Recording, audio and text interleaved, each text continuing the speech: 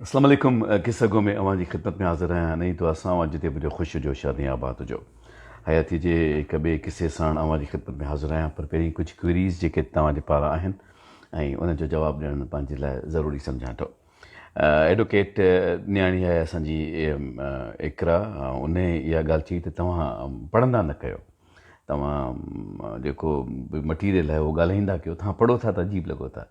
त ॻाल्हि इहा त अजीब त मां उअं ई बि लॻां थो, पर पढ़ण जो जेको सिलसिलो आहे उहो ईअं ई आहे त जेका शइ पढ़ण जी हूंदी आहे उहा पढ़ी ॿुधाइबी आहे, त जीअं उनजो जेको विज़डम आहे ऐं उनजी जेका अहलियत आहे उहा पंहिंजी जाइ ते बरक़रार रहे। ऐं तंहिंखां सवाइ मिसाल तौरु जीअं असां मुख़्तलिफ़ शयूं ॾिसंदा आहियूं, जीअं अॼोको मौज़ू कुझु अहिड़ो ई आहे त खिल खिल में आदर्श जेको असांजो दोस्त आहे, इरशाद शेख साहिबु राइटर आहे, उन इहो चयो त महमूद मुग़ल जूं तहरीरूं पढ़ण खां पोइ माण्हू खे दिलि चवंदी आहे त वधीक त माण्हू क़बर में वञी आराम करे। अहिड़े क़िस्म जी का शइ हुई जेका हुन को कमेंट हुयो जेको मूंखे पास कयो हुयो, ऐं मूंखे बि उहो सुठो लॻो, छाकाणि त माण्हू ईअं सम्झंदा आहिनि त मां शायदि हुस्न मलाल जी गुफ़्तगू कंदो आहियां, जेका ईअं कोन्हे का। ज़िंदगी दरअसल उमेद जो ॿियो नालो आहे, ऐं हयाती में उमेद साण हुजणु घुरिजे। नाउमीदी त बसि जड़ो कर ज़िंदगी जी हासिलात खे नफ़ी करणु आहे। अलाह साईं असांखे एॾो ॾिनो आहे। तव्हां ॾिसो, जेकॾहिं तव्हां गौर कयो त हर ॻाल्हि में जेको शुकुरु आहे, हिन में न को मज़हब जी ॻाल्हि आहे न को सियासत जी ॻाल्हि आहे। जेको शुकुरु आहे उहो इंसान खे सगारो पैदा करे थो, सगारो बणाए थो रादर। ऐं तव्हां में शुकुर जी कैपेसिटी आहे त बसि तव्हां ॾिसो त हर नंढी शइ तव्हांखे पंहिंजी जाइ ते वॾी लॻंदी।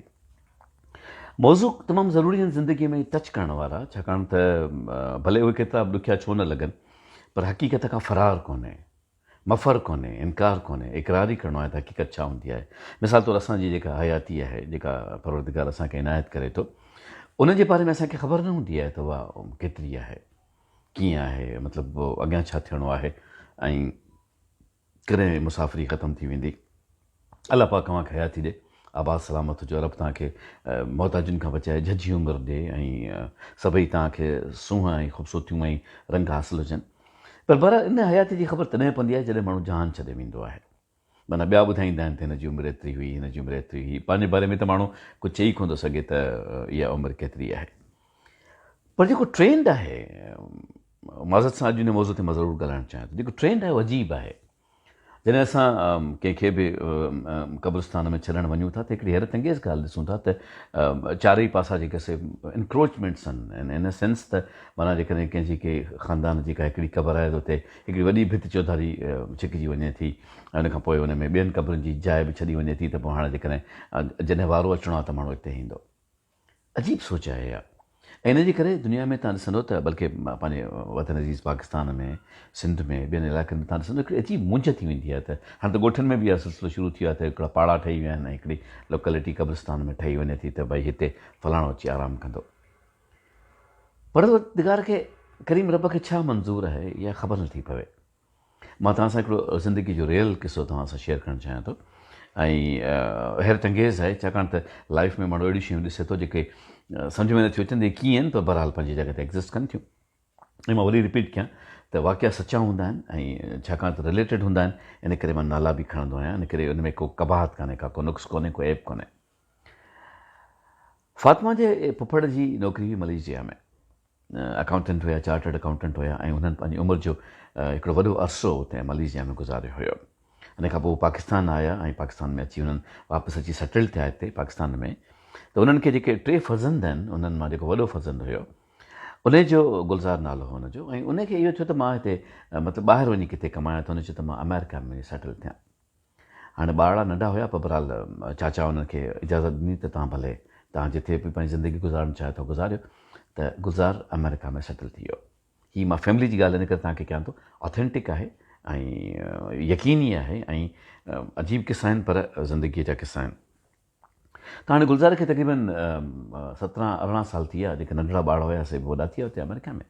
ऐं मेल मुलाक़ात जेको सिलसिलो इन करे बि घटि पिए थियो, जो न को हितां पियो वियो, न को हुतां पियो आयो। त उनजी वॾी न्याणीअ को कंहिं यूनिवर्सिटी में टॉप कयो। त जॾहिं हुन यूनिवर्सिटी में टॉप कयो त शायदि सभिनी में टॉप मोस्ट हुई, त उते का रिवायत हूंदी हुई त जेको टॉप मोस्ट ॿारु हूंदो आहे, उनखे जेको मेडल हूंदो आहे सो प्रेसिडेंट पाराईंदो आहे अमेरिका जो। अहिड़ी का रिवायत आहे हुननि जी। त ॿार खां ख़्वाहिश पुछी वेंदी आहे त तव्हां कंहिंसां गॾु स्टेज ते अचणु चाहींदव। त हुनखां नंढड़ी खां जॾहिं हुन पुछियो त तव्हां कंहिंसां गॾु अचणु चाहींदो त हुन चयो मां पंहिंजे दादा सां गॾु अचणु चाहींदुसि। त बाबा पुछियो दादा किथे आहे? त ख़बर पई दादा त पाकिस्तान में आहे। त दादा खे ॾाढो ऑनरेबल तरीक़े सां दावत आई ऐं हुनखे महिमान तौरु घुरायो वियो त तव्हां अचो ऐं तव्हां पंहिंजे ॿार जी ख़ुशी पूरी कयो ऐं तव्हां इन ख़ुशीअ में शरीक थियो, इहो तव्हांजे लाइ ऐं असांजे लाइ एज़ाज़ु आहे। चाचा मतिलबु जेके मुंहिंजी घरवारी जे पुफड़ उहे विया हुते ऐं अमेरिका में उन्हनि उन सेरेमनी में शिरकत कई। नंढड़ीअ खे उहो मेडल मिलियो, उहो इनाम मिलियो, उहो उन सां गॾु चढ़ी मथे स्टेज ते उन इनाम रिसीव कयो ऐं उन खां पोइ ख़ुशियूं हुयूं घर में। तक़रीबन 3 ॾींहंनि खां पोइ चाचा रोड क्रॉस कयो पिए त हुननि खे कंहिं हिट कयो, उन जी डेथ थी वई। चाचा वफ़ात करे मतिलबु हुनजी वफ़ात थी वई। हाणे वफ़ात थी वई त सूरत हाल अहिड़ी बीठी, चयो त बसि हाणे जेका बॉडी आहे इहा पाकिस्तान वञी कोन थी सघे ऐं इन्हनि खे हिते ई तदफ़ीन थी वञे। त उन्हनि खे उते ई अमेरिका में उनजी तदफ़ीन थी वई। ॻाल्हि खे सम्झिजो, चाचा हितां विया, सेरेमनी में शरीक थिया ऐं शरीक थियण खां पोइ हुते वफ़ात करे विया। अजीब थी वियो सॼो मंज़रु। ईअं थींदो आहे, सफ़र ज़िंदगीअ जा अलाए किथे हूंदा आहिनि, कीअं हूंदा आहिनि।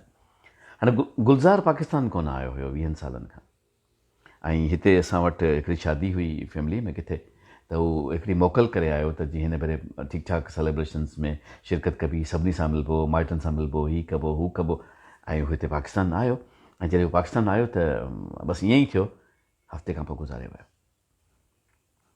कराची में गिज़री आहे शायदि या को ॿियो क़ब्रिस्तान आहे, उते आरामी आहे। हीउ हितां वियो आहे उते, चाचा हितां अमेरिका वियो, गुलज़ार अमेरिका मां पाकिस्तान आयो। जंहिंजी मिटी जिते हुई उनखे उहा मिटी उते नसीब थियणी हुई। असीं अलाए छो ख़ौफ़ खाईंदा आहियूं, असां अलाए छो चईंदा आहियूं त इहे ॻाल्हियूं जेके असां ॾियारीनि थियूं, ज़िंदगी सां प्यारु कयो, ज़िंदगी सां प्यारु कयो त ज़िंदगीअ जी रियलिटीज़ खे सम्झो त सही न। जेका शइ जीअं आहे उनखे अवसि सम्झो, उनखे अज़ल अबद जे हुन हिकमत में सम्झो त इहा ईअं ई आहे।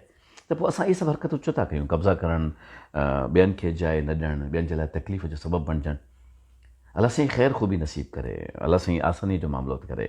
अजीब मौज़ूअ आहे ख़्वातीन हज़रात, मां तव्हां खां माफ़ी चाहियां थो जेकॾहिं तव्हांजी दिलि दुखी हुजे या तव्हांखे इहो थोरो भार लॻो हुजे।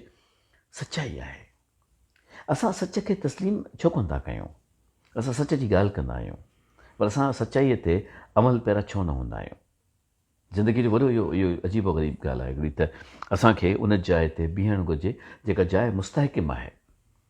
सवेल हिकिड़ो जुमिलो पढ़ियुमि पिए ऐं ॾाढी कमाल जी ॻाल्हि हुई त दुआ जे मौक़े ते दुआ ॾियणु त तमामु सुठो आहे, पर असुल ॻाल्हि जेकॾहिं इहा आहे त बददुआ जे मौक़े ते दुआ ॾिनी वञे त इहा असुल फ़क़ीरी आहे। गौर कजो, चइनि ते गौर कजो। मौज़ू ज़िंदगीअ जा आहिनि, ज़िंदगी ऐं मौत जी ॻाल्हि कान्हे का, ज़िंदगीअ जी अहमियत जी ॻाल्हि आहे ऐं ज़िंदगीअ में ॿियनि जे अहसासु करण जी ॻाल्हि आहे। मां तव्हांजो अज़त शाकिर आहियां जो तव्हां मूंखे गौर सां कंदा आहियो था ऐं कुझु मौज़ू ॾुखिया बि हूंदा आहिनि, पर मां चाहींदो आहियां त मां तव्हांजी ख़िदमत में अर्ज़ु करे छॾियां। मालिक करीम अव्हांखे दामे दर में कर में सुखने सिर्फ़ु पंहिंजो मोहताज रखे। सोचणु घुरिजे असांखे त असां ॿियनि जे लाइ छो था एतिरो कुझु कयूं, असां कंफर्ट छो था क्रिएट कयूं, असांखे आसानियूं पैदा करणु, सवलायूं पैदा करणु छो कोन थियूं अचनि। इशफ़ाक़ साहिब जी दुआ वांगुरु रब करीम तव्हांखे आसानियुनि जा मामला फ़रमाए। इजाज़त घुरां थो, इंशाअल्लाह अज़ीम वरी ईंदड़ हफ़्ते मिलंदासीं। फ़ी अमान अल्लाह। अल्लाह भाई।